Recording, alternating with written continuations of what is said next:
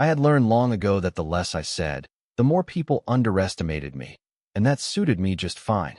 In my line of work, knowing what people really thought before they put on their best face was often more valuable than any business degree. My marriage to Laura was steady, if not without its bumps. She was warm, capable, and fiercely loyal, but her daughter, Melissa, had never truly warmed to me. She saw me as a sort of necessary nuisance. Someone her mother had chosen after the real love of her life, Melissa's father, had left. From the very first family dinner, she had eyed me with the cool appraisal of someone who had already decided she wouldn't approve. I never challenged her opinion. I simply went about my life, showing up when I needed to, wearing my plain work jackets, and speaking only when spoken to. Subscribe to our channel if you haven't yet, and tell us where you are watching from. It wasn't that I lacked money. In fact, money was one of the few things I had in abundance. But I had learned that wealth, if displayed too loudly, attracted all the wrong kinds of people.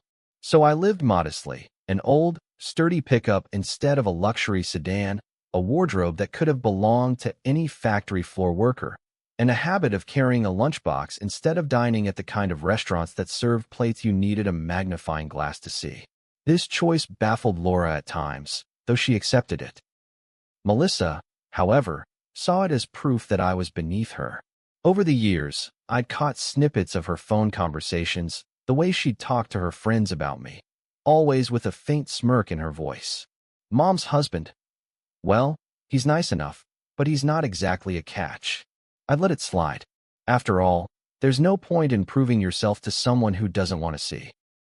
That Saturday evening, the air was warm but not oppressive, and I drove Laura to the venue Melissa had rented for her 32nd birthday. The place was all polished wood floors, floor-to-ceiling windows, and those Edison bulbs strung across the ceiling like captured fireflies. I kept my jacket buttoned, not because it was cold, but because it was part of my habit, my armor. Inside, Melissa floated from guest to guest, dressed in something sparkly and expensive, her laugh carrying across the room in high, practiced notes. Laura squeezed my arm before heading over to greet her daughter, leaving me by the refreshment table. I preferred it that way. I could watch without being watched. People moved in clusters, wine glasses in hand, trading small talk about work trips and new condos, and whatever else people in Melissa's circle liked to boast about. My presence didn't register as particularly noteworthy, which, again, was the point. It was about 20 minutes into the evening when Melissa's eyes finally landed on me. She was across the room, mid-story, but I saw the flicker of irritation cross her face, like she'd just spotted a stain on a white tablecloth. She excused herself from her group and strode toward me, her heels clicking like a metronome. "Oh," she said, drawing out the word with theatrical surprise. "You came." She didn't wait for me to respond before turning slightly toward her nearest friends, her voice rising just enough for them to hear. "This is my mom's husband, in case you haven't met. He's a factory worker." There was a deliberate pause, followed by a smirk. "You know, one of those people who actually still makes things with their hands. Isn't that quaint?" Her friends tittered, unsure whether to laugh or look away. I stood there, hands clasped loosely in front of me, my face as neutral as I could make it. "He is just a poor factory worker," Melissa suddenly announced, this time loud enough for the nearest tables to turn their heads. "He's my mother's old toy." The room seemed to shift, the buzz of conversation dipping before quickly picking back up, as though people were eager to pretend they hadn't heard. Laura, still across the room, froze mid-laugh, her eyes darting toward us with a look that was equal parts disbelief and anger. I didn't move. I didn't frown. I didn't even blink more than usual. I simply let the words hang in the air until Melissa, satisfied with her little performance, turned away. She thought she'd scored a victory. What she didn't realize was that she had just handed me the most honest look at her character I'd seen in years. And then it happened. The moment that changed the entire atmosphere of the night. Melissa's boss walked in, a broad-shouldered man in his 40s with a quick, easy smile. I'd met him before, though not in any way Melissa had ever been privy to. His eyes scanned the crowd before landing on me, and in an instant, his expression shifted to one of respectful recognition. He walked straight over, bypassing Melissa entirely, and extended his hand. "Sorry, boss," he said, his voice pitched low but carrying enough to be heard by anyone nearby. "I hope you can forgive her." Melissa, mid-sip of wine, nearly choked. The murmur around us grew again, this time tinged with curiosity. I shook his hand firmly, offering a small nod. "Enjoy the party," I said, before stepping away. I didn't need to explain. The beauty of the moment was that the explanation would unfold in her mind, piece by piece, long after I'd gone. I left the party not in anger, but with a quiet, almost dangerous kind of satisfaction. It wasn't about revenge, not yet. It was about confirmation. For years, I'd suspected Melissa's contempt was rooted not in anything I'd done, but in the simple fact that I chose to appear ordinary. Now I knew for certain. The drive home was quiet. Laura stayed behind to smooth over the evening, though we both knew the damage was already done. As I parked my truck in the driveway and cut the engine, I sat for a long moment in the dark, thinking about the look on Melissa's face. She thought she knew who I was. She was about to learn she'd been wrong her entire life. I had always believed that truth reveals itself in the smallest cracks, not in grand speeches. That moment when Melissa's boss crossed the room toward me was one of those cracks, a fracture in her perfect little stage that let the light pour in. I could feel the shift before anyone else could process it. The way the guest's eyes followed him, the way Melissa's hand froze mid-gesture, wine glass suspended as if afraid to move forward in time. I'd seen that look on people's faces before, back when I'd been a much younger man, walking into a boardroom as the new majority shareholder. That combination of confusion and realization, as if the ground they were standing on had just shifted a few inches without warning. He reached me in seconds, his stride purposeful and unbroken. "Sorry, boss," he said with that respectful dip of the head reserved for moments when hierarchy suddenly matters more than etiquette. The word boss wasn't whispered. It was spoken clearly, enough to carry over the low hum of conversation.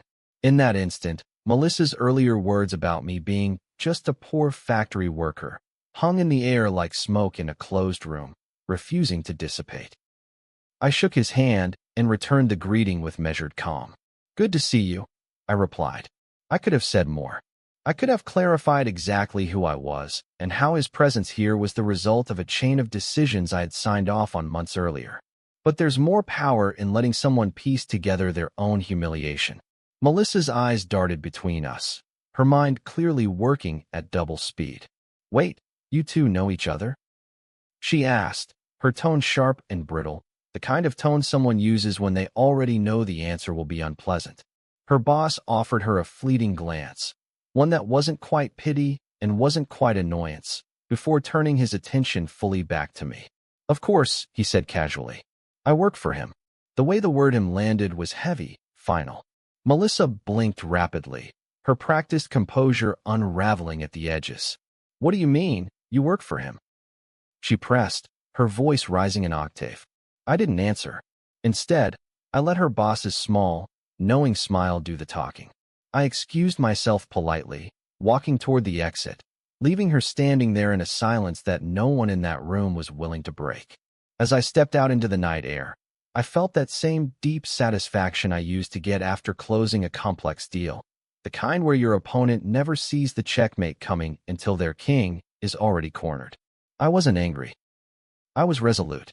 Melissa had exposed herself without any prompting from me, and she'd done it in front of her professional superior, in a social setting where image was currency. That kind of mistake doesn't just bruise egos, it leaves marks that last. I knew, without question, that her boss would never see her the same way again. And in my experience, perception is harder to repair than performance. The drive home was short, but my mind played the scene on repeat. I imagined the moment after I'd left, Melissa pulling her boss aside, trying to explain herself, fumbling for words while he politely nodded but mentally filed the incident away. That's the thing about influence. It's rarely loud or obvious. The people who truly have it don't need to wield it in public. They simply exist, and the ripples are felt in places they never even visit. That night, I didn't need to say a single sentence about my position or my ownership of the manufacturing company. The knowledge was out there now, lodged in the right minds, and it would work on its own without me pushing it. When I got home, I hung my jacket neatly in the front hall closet, poured myself a glass of water, and sat in the dim light of the living room. Laura wouldn't be home for another hour at least, and I welcomed the solitude. I thought about my own climb. Starting on the factory floor, learning the trade from men whose hands bore permanent oil stains, whose backs had been bent by years of heavy lifting. I'd worked every station, learned every process, until I knew the operation better than anyone. That experience was the foundation for my later success, but it also gave me a respect for the people doing the actual work. That's why Melissa's casual dismissal of factory worker as something to mock didn't just insult me. It insulted the very people who kept her employed. By the time Laura returned, I had decided on my course of action. She slipped off her shoes in the entryway, looking tired and vaguely uneasy. It wasn't a great night, she admitted, sitting beside me. I'm sorry for what she said. I studied her face, the sincerity there. It's not your apology to make, I told her. She made her choices tonight, and she's going to have to live with them. Laura hesitated, as if she wanted to ask what I meant, but she let it go. Maybe she sensed I had already set something in motion. The truth was, I didn't need to raise my voice or confront Melissa directly. The damage to her image in her boss's eyes was done, and the rest, well, the rest would be handled in the morning. I'd made a career out of making difficult decisions without flinching, and this would be no different. She thought I was a man without influence, without means. She was about to learn just how wrong she had been, and that my patience, while long, had its limits. Monday morning arrived with the crisp efficiency of habit. I rose at 5, as I always did, showered, dressed in my usual tailored navy suit, and ate breakfast without the distraction of television or radio. There's something about a quiet morning that steals the mind before stepping into the noise of the day. When I left the house, the sky was still in that pale, gray stage before sunrise. By the time I reached the downtown building that bore the name of my company in steel letters along the glass facade, the streets were beginning to stir. The security guard at the entrance greeted me with a warm, "Good morning, Mr. Whitmore," as I swiped my access card. In that moment, I was reminded of the irony.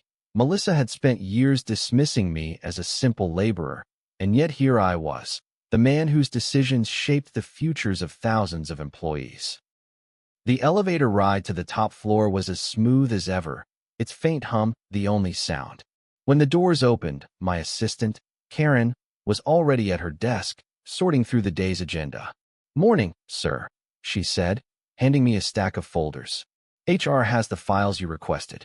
Her efficiency was one of the quiet engines that kept my life in order. I took the folders into my office, setting them down on the polished mahogany desk that overlooked the city skyline. There was a particular stillness in the air, the kind that precedes a deliberate strike. I opened the first folder, Melissa's employee file.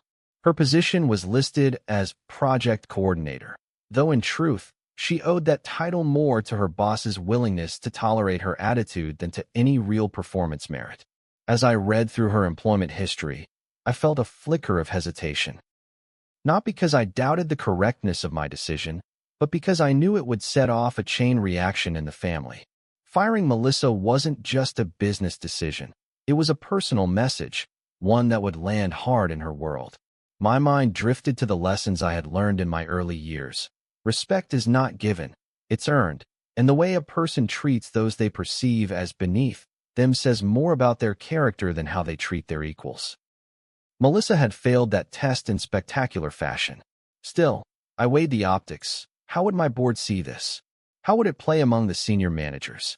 In the end, I decided that protecting the culture of the company was worth more than avoiding awkward dinner conversations with my wife's extended family. I picked up the phone and called HR directly. "Effective immediately," I said, my voice steady.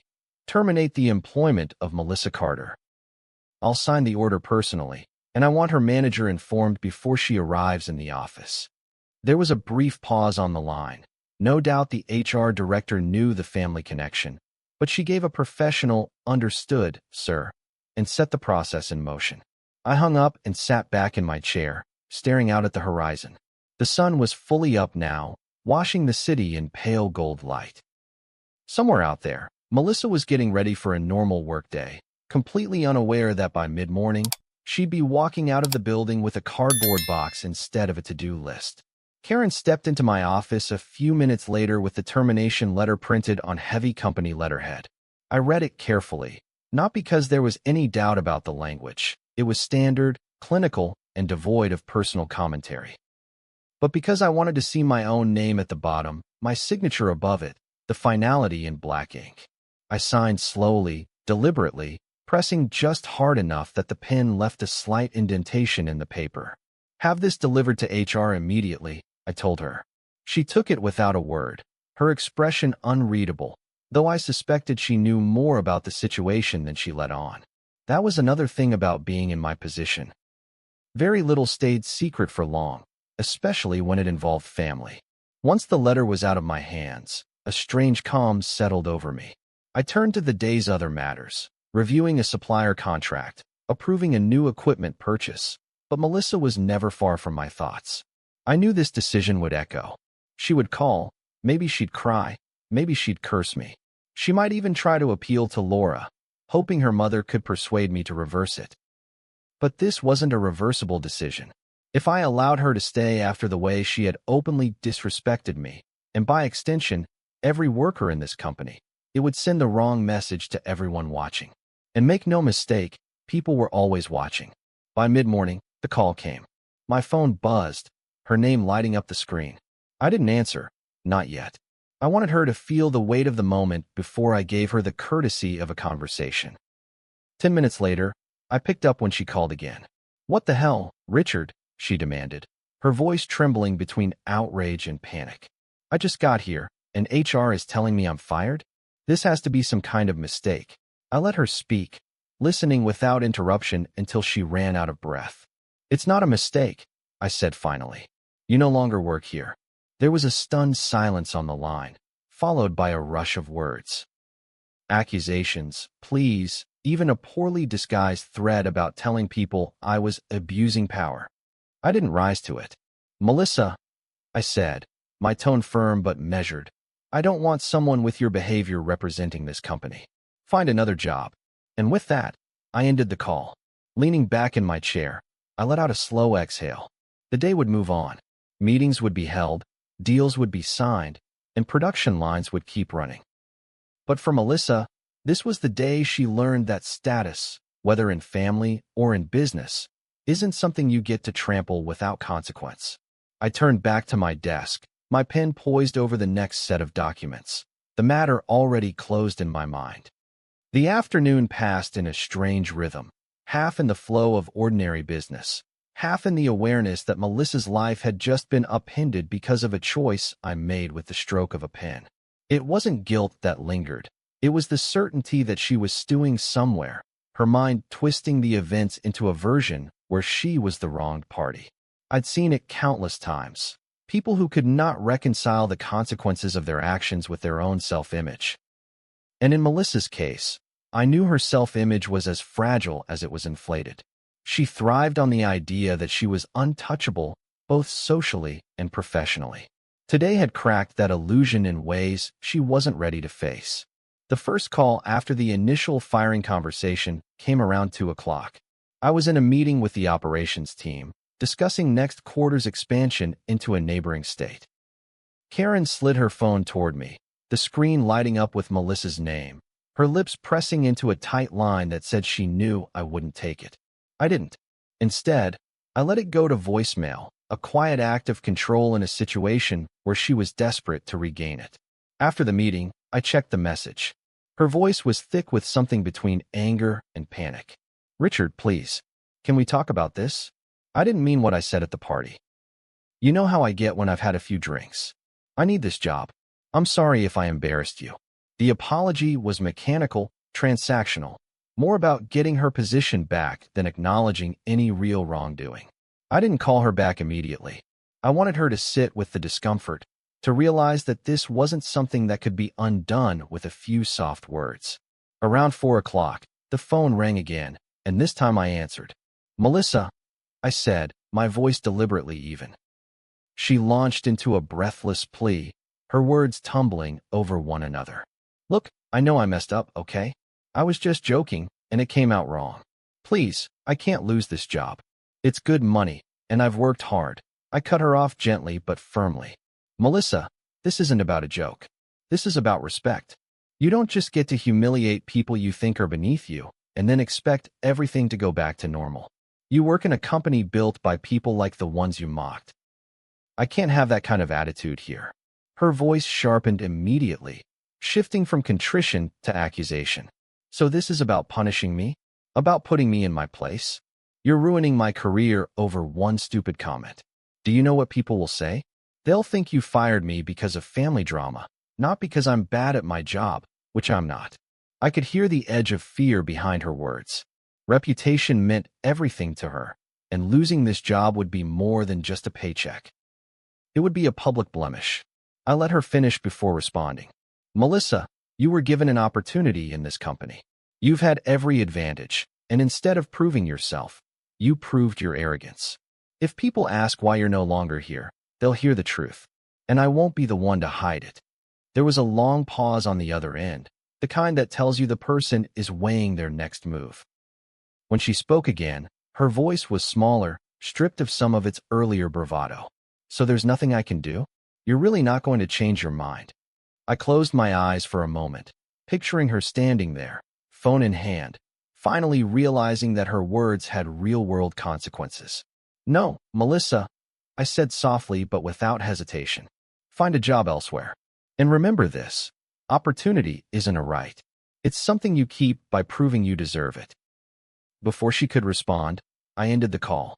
For a moment, I sat in the stillness of my office, the city sprawled beneath the floor-to-ceiling windows. I thought about how many times in my own career I'd had to earn my place, not by who I knew, but by what I delivered.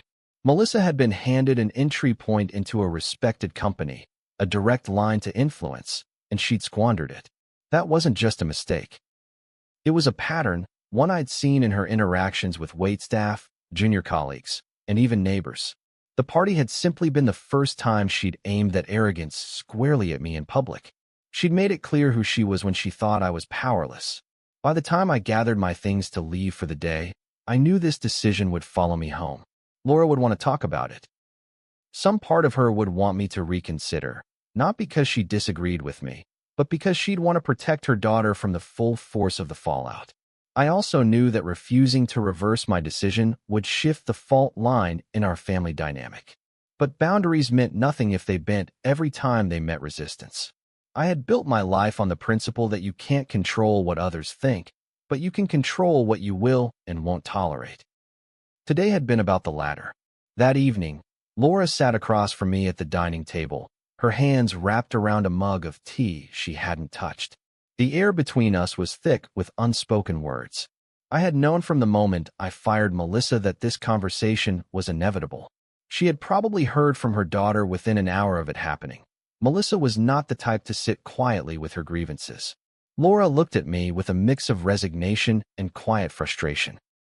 She called me in tears, she said finally. She says you embarrassed her in front of everyone and then ruined her career. Her voice wasn't accusing, but there was an undertone of something, worry, maybe, or the strain of trying to bridge the gap between her loyalty to me and her love for her daughter. I set my fork down, leaning back in my chair. I didn't ruin her career, Laura. She did that herself. I just refused to let her do it here. She sighed, rubbing her temple as if trying to ease the tension building behind her eyes. You could have handled it differently. Talked to her privately. Maybe given her a warning instead of this. I understood the impulse. Laura had spent her entire adult life smoothing over rough edges, avoiding open conflict when possible. But I also knew that a warning would have been meaningless. Melissa's arrogance wasn't a one-time flare-up. It was part of her identity, woven into how she navigated the world. If I kept her on after what she said, I explained, I'd be telling everyone in that room, and in this company, that it's okay to treat people like that. It's not. I won't have it. Not from her. Not from anyone. Laura looked down at her tea, still untouched, and for a moment I thought she might argue further. But she stayed silent, and the quiet between us felt heavier than words. The next day, the calls started. Not from Melissa, but from members of Laura's extended family. Her sister, Barbara, was the first, her voice sharp with indignation. "I don't know what happened between you two, but firing your own stepdaughter? That's cold, Richard. Family should come before business." I didn't bother trying to explain the nuances to her. Barbara had always been quick to defend Melissa, slow to acknowledge her faults. Instead, I told her the truth plainly. "Barbara, she disrespected me, and by extension this company. Actions have consequences." She huffed something about letting personal feelings get in the way of leadership before hanging up. Within hours, the story had taken on a life of its own, passed along the family grapevine, each retelling more dramatic than the last. By Wednesday, I could feel the shift when I walked into the building. My employees were professionals. They wouldn't gossip openly, but the looks told me enough. A few nodded respectfully, others avoided my gaze altogether. It wasn't hostility. It was the quiet awareness that the boss had made a decision with personal ties. That awareness carried its own kind of weight. Late in the afternoon, one of my senior managers, Paul, stopped by my office. "For what it's worth," he said, closing the door behind him, "I think you did the right thing. People talk about company culture all the time, but you actually enforced it. That matters." His words were a rare piece of validation in a week that felt like walking through a minefield. I thanked him, knowing that support like his would keep the rest of the leadership team steady. At home, the tension with Laura didn't vanish, but it settled into something more bearable. She didn't bring Melissa up as often, though I could see the worry etched into her face when she thought I wasn't looking. On Thursday evening, she admitted, "She's not speaking to me either right now. She thinks I should be fighting you harder on this." I set my glass down and met her eyes. "You don't have to fight me, Laura. You just have to understand that I can't compromise on this. If she learns from it, maybe it will do her some good." It was a gamble to hope for that. Melissa wasn't known for self-reflection, but I'd seen people change when life forced them to face themselves. Whether she would or not was out of my hands now. The following weekend, we attended a small family gathering at Laura's cousin's house. It was supposed to be a casual barbecue, but the atmosphere shifted the moment we walked in. Conversations dipped when I entered the room, and a few relatives offered me tight smiles that didn't reach their eyes. At one point, I overheard Barbara telling another cousin, "He could have just let it go." But no, he had to make it a power move. I didn't respond. I'd learned long ago that defending yourself to people who've already decided you're guilty is like trying to empty the ocean with a bucket. Instead, I focused on the people who greeted me warmly, the ones who understood that holding someone accountable wasn't cruelty, it was discipline. Still, as we drove home that night, I couldn't shake the knowledge that this rift wasn't going to heal anytime soon.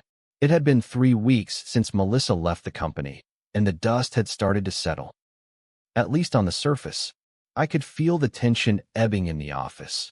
People had returned to their routines, and the initial murmurs about my decision had quieted to a low hum.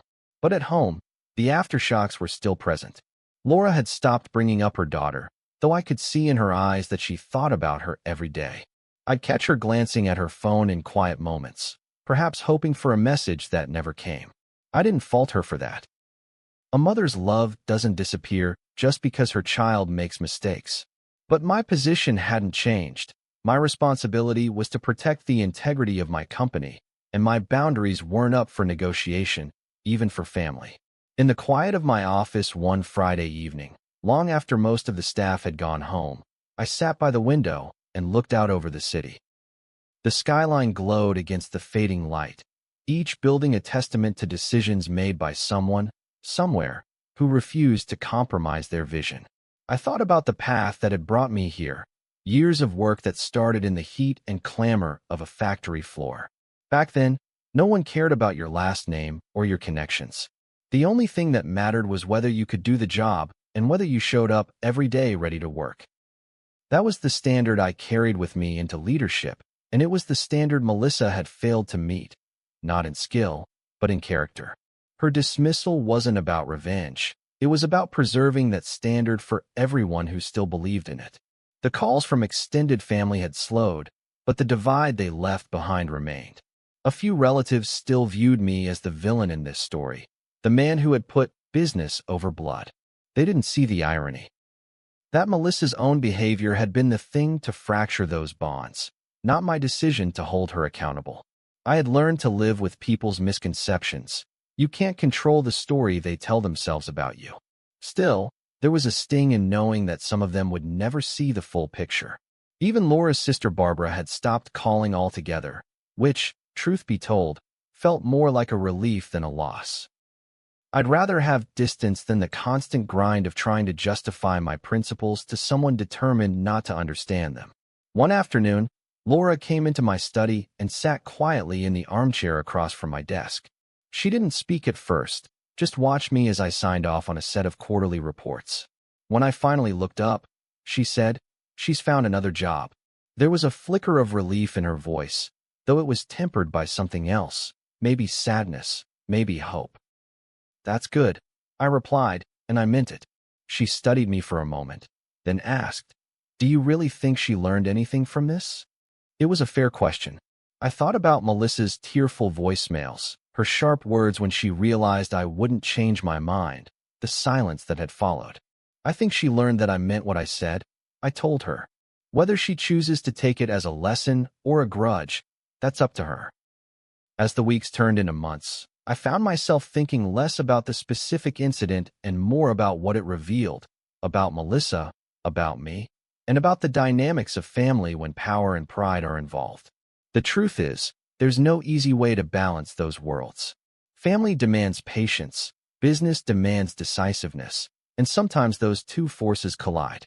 I had chosen decisiveness, knowing it would cost me, and yet I didn't regret it. If anything, the experience solidified my belief that boundaries are meaningless unless you're willing to enforce them when it's hardest. There's no point in drawing a line if you plan to erase it the moment someone close to you crosses it.